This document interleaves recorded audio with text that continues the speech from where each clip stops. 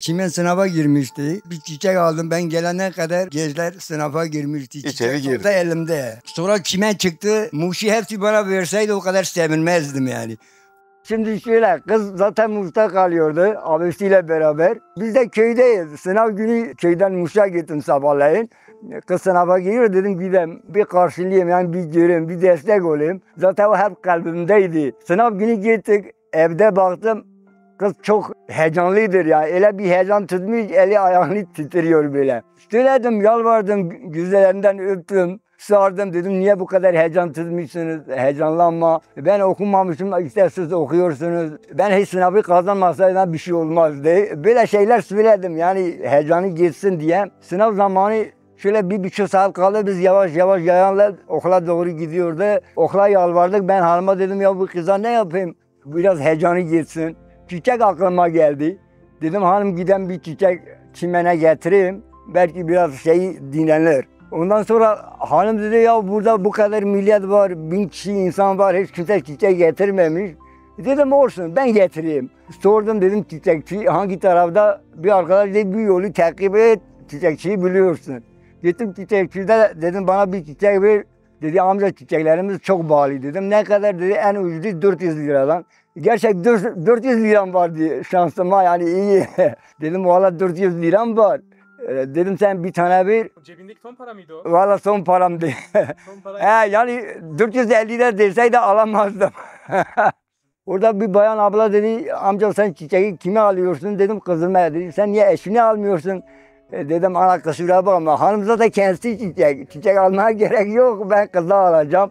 Çiçeği aldım geldim, çocuklar sınava girmişti. Öyle de üzüldüm, dedim yetişemedim, işte sınavda bekledim, çok merak ettim. Hiç okulun orayı terk etmedim.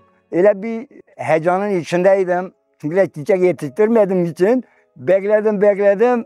Sınav saati geldi de artık öğrenciler çıkıyor, kapıda durdum. Bir arkadaş dedi çiçeğimi şöyle tutmuştum. Dedi amca, dedi çiçek öyle tutulmaz. Dedim nasıl tutulur? Dedi şöyle tutacaksın. Dedim valla ben çobanım. Çoban çiçeği böyle tutulur.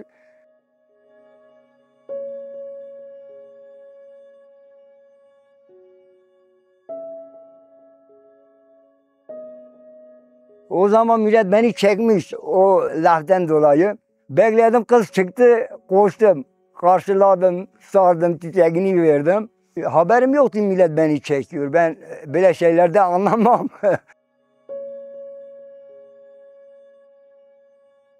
Sonra geldik, hanıma dedim bunlar o kadar okumuş, eziyet görmüş, bunları götürelim bir yemek ye.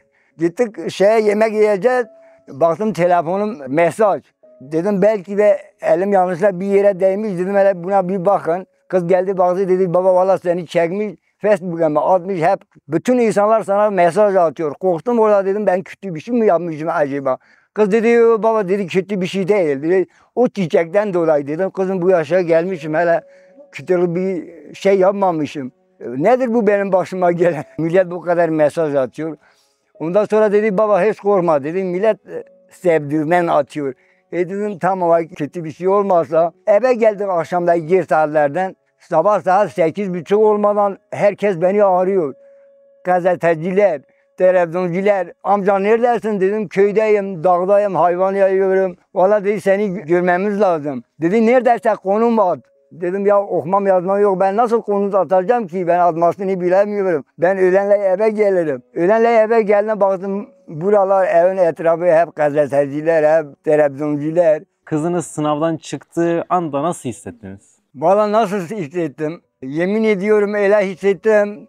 Sanki ben sınavdan çıkıyorum, ben okumuşum. Deseydi emin, Muşili sana veriyoruz, senin kızını okumasın, sınava girmesin, yine kabul etmezdim. Benim gözümde o okumak, o karşılamak daha kıymetli yani. Ben bile Muşili'ne değiştirmezdim o şeyi yani. Bütün anne babalarıma söyleyecek şeyim şu: yeter ki destek olsun, çocuklarını sevsin, böyle güzel şeylerle anlatsın yani. Yani kızmakla, vurmakla iş yürülmez. Sevgiyle iş yürür ya. Saygıyla iş yürür, anlatarak yani. Peki sonrasında sınavlar açıklanınca ne oldu? Vallahi sınavı çıkınca yine hayvanlardaydım. Hayvan böyle sürüyordum. Bir baktım kız çıktı elinde bir çiçek. Koştum. Koştum kızı sardı, dedi baba sen bir zaman bana çiçekle karşılamıştı. Şimdi ben sınavı kazanmışım. Hakkımızı ödüyorum yani. Babana hakkını ödüyorum. Hey kızım nasılsın? Duygulandım yani doğrusu çok duygulandım. Dünyanın malı verse de o kadar duygulanmazdım. Allah'a şükür ettim dedim Rabbim sana binlerce şükürler olsun. Ben okumamışım ama kız okumuş, sınavı başarıyla geçmiş. Mutlu oldum yani. Dedim Allah bana bir mutluluk verdi yani. Hep dua ediyorum. Kızınıza çiçek götürürken videonuzu çekmişler. İnsanlar böyle ne söyledi? Akrabalar, etraf falan. Şimdi bizde bir laf var. Diyor senin gözünü kim kör etti diyor akrabalar yani Türkçe'de. Türkçe çevirdiği zaman biraz ters gelir. Sevenler de oldu, sevilmeyenler de oldu köyde. Hepsi değil. Ve %80'i sevindi, diyelim 20 tane sevilmedi de olmuş. Ama bütün Türkiye halkı sevilmiş, ben buna inanıyorum. Çünkü görüyorum. Ben İstanbul'a gittim böyle yolda yürürken millet gelir beni sarar diye. Beni şeyde görmüştü. Dedim sağ olun, var olun. Ben de sizin gibi bir insanım. Ben de bu vatanın evladıyım, çocuğuyum yani. Böyle. Çocuklarınızı okuturken yaşadığınız tüm zorluklar neler acaba? Valla şöyle bazen param olmuyordu. Çocuklara kitap alamıyordum, kalem alamıyordum, kente alamıyordum. Ben iyi hatırlıyorum, kalem yoktu. Çocuklar ödevini yapsın, sırayla bekliyordu yani. Diyelim birinci çocuk dersini yapıyordu, diğeri duruyordu. O dersini yaptıktan sonra ödevini, kalemi diğerine veriyordu. Böyle günleri de gördüm.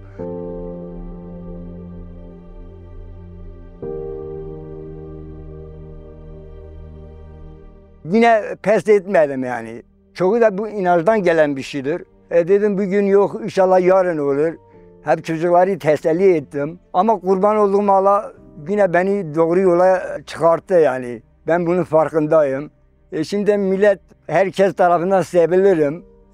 Bu Allah'ın bir nimetidir. Kullarını yükseltti mi yükseltir, küçülürse küçültir. Bu inançtayım yani. Ailenizden biraz bahsedebilir misiniz? Kaç çocuğunuz var? Şu anda 7 tane çocuğum var. Kurban olduğum Allah bana 10 tane çocuk verdi. 3 tanesi vefat etti. Allah'ın rahmetine kavuştu.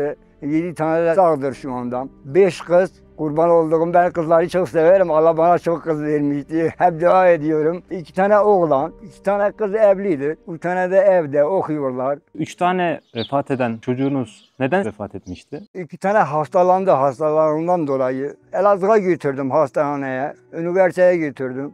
Büyük oğlan da şehit oldu.